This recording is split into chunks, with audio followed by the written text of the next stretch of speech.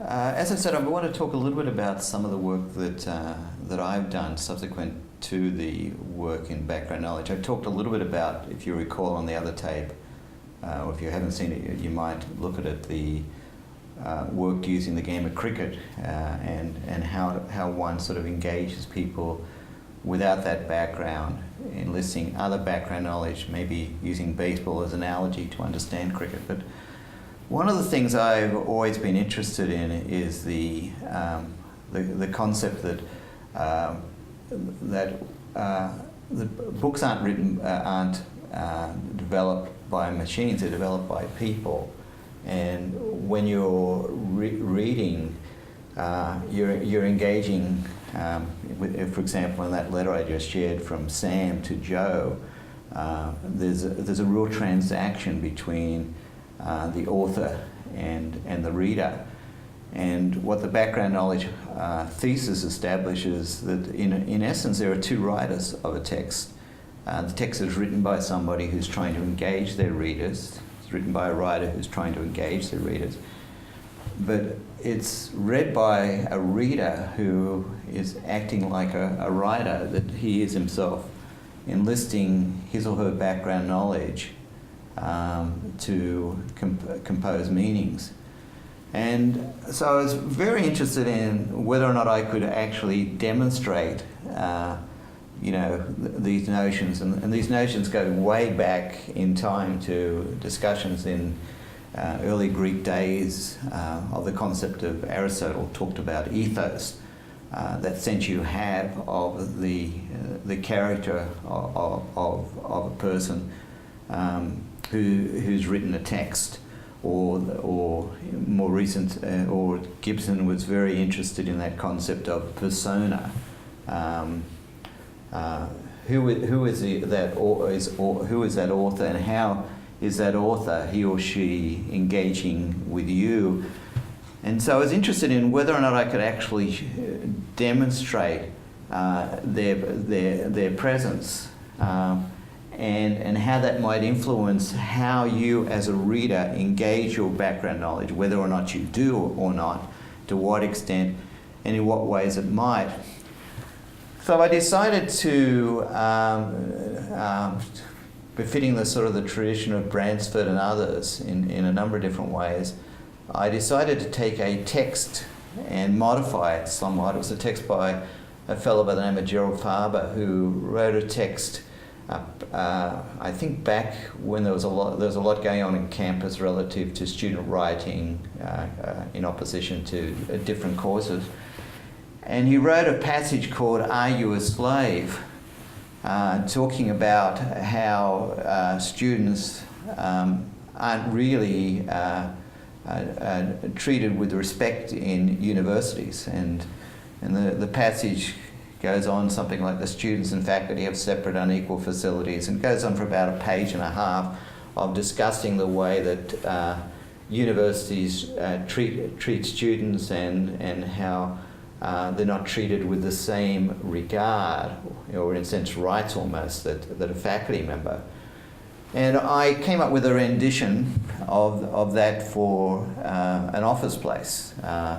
And you can sort of see how I changed the text somewhat. The office workers and executives have separate unequal facilities if an office worker enters the room, and stuff like that. And I thought, wow, that's going to be interesting to see if in fact there are differences just purely in terms of the scenario, particularly if I'm doing what other people have tended to do, is use university students as my subjects in this, versus office workers. Ideally, it would have been interesting to try out these passages with office workers to see if I saw a trend that I was hypothesizing both ways. Indeed, I got the trend.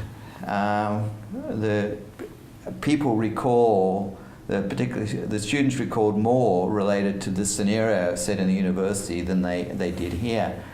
But what was also interesting, and this is the other manipulation that I systematically varied, was the identification of the author. There were basically 4 texts for each of these scenarios. One text was a straightforward text without any identification of author whatsoever.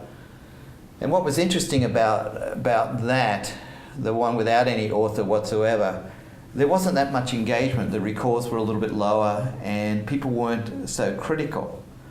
But when you introduce the author, whether it be the author, I'm the president of this university, where the students claim that they have separate unequal facilities, so you can sort of see how I wrote it from the president's perspective.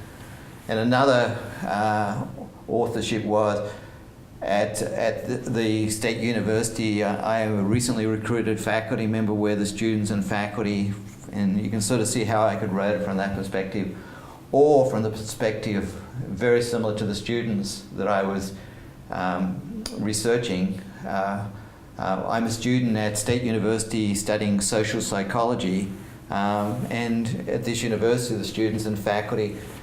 So I was interested whether the four texts, again they were mirrored in a sense in the Officeworks scenario, whether there would be any differences. Well, I think predictably there definitely were. The retellings where there wasn't the perspective were more limited, but more so you could actually also see differences in the amount that was recalled, depending upon the perspective. And as you would probably predict, it was in the from the perspective of the student or the office worker. In both conditions, there was more recall, but there was also something else. There was also more critical commentary. Once these people, in a sense, could identify with the student or the office worker, they tended to be more critical of the arguments that the authors made, which was really, from my perspective, quite interesting. We've talked a lot about the engagement of background knowledge, but part of the engagement is just sort of simply inviting somebody into the conversation and inviting them as a result of you declaring yourself as an author and engaging with them and them entering that sort of space. I thought it was an interesting finding. I did a similar experiment. A wonderful article came out in Psychology Today at one point on women in movies, and I very much like the Reynolds et al. Study on cross-cultural thing. I thought, wow, it would be interesting to have a group of males respond to this critique of the lack of good parts available for women in movies and this extended discussion of this topic in Psychology Today, and to also have some females.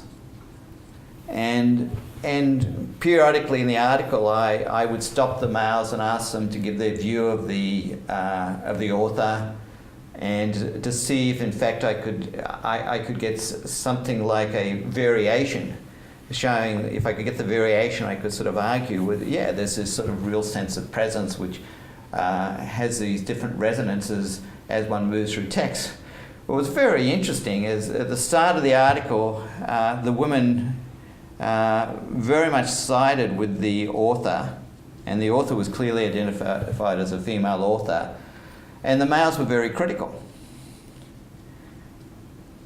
By about halfway through the article, the attitude of the males had shifted to being more positive, and the women to be a little bit more negative.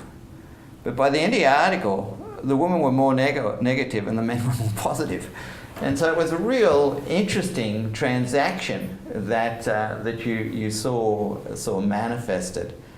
And it sort of fits again this sort of interest in bringing to bear, extending this theory of cognition to a sort of a sociolinguistic realm, looking at things like the Speech Act, taking the sort of conversational, the notion of cooperative principles, the work from going back to Greek times of ethos, a sense of an author where you're looking for an author who's got propriety, and to sort of see how all of these dynamics play out.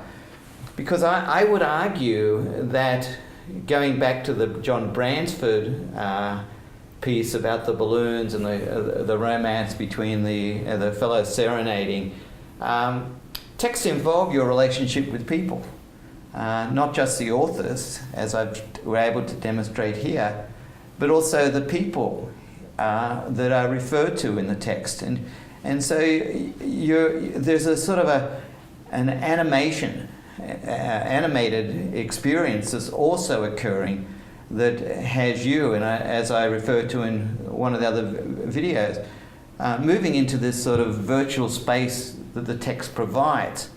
It's not in this earlier work, it wasn't necessarily a virtual space that was digitally enhanced. It was a virtual space that we all create as we engage with the stories we read in the expository text. As I've sort of suggested, this work was done with college-age students.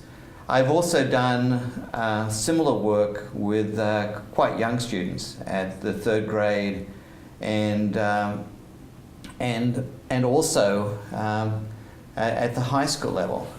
And what I oftentimes experience is the need to encourage these students to be active agents, to be actively involved in bringing their background to knowledge. And for some of them, there's almost a sort of a concern that or lack of confidence. When we've looked at students' retellings, we've often find that some of the kids who might be considered poorer readers might not give you much in the way of retelling unless you begin to probe them. I remember I was interviewing one girl, and I was particularly interested in visualizing the images that the kid was seeing in her head. And unfortunately, perhaps I had been identified to her as a doctor. And she talked to me a little bit. I said, "When you read, do you see images in your head?" She says, "Oh yeah."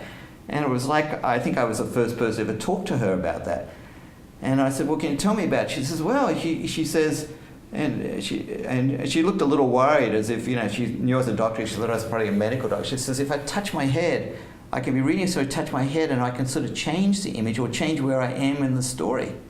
And I said, "Wow, that's amazing." She says, "Do you think I'm okay?"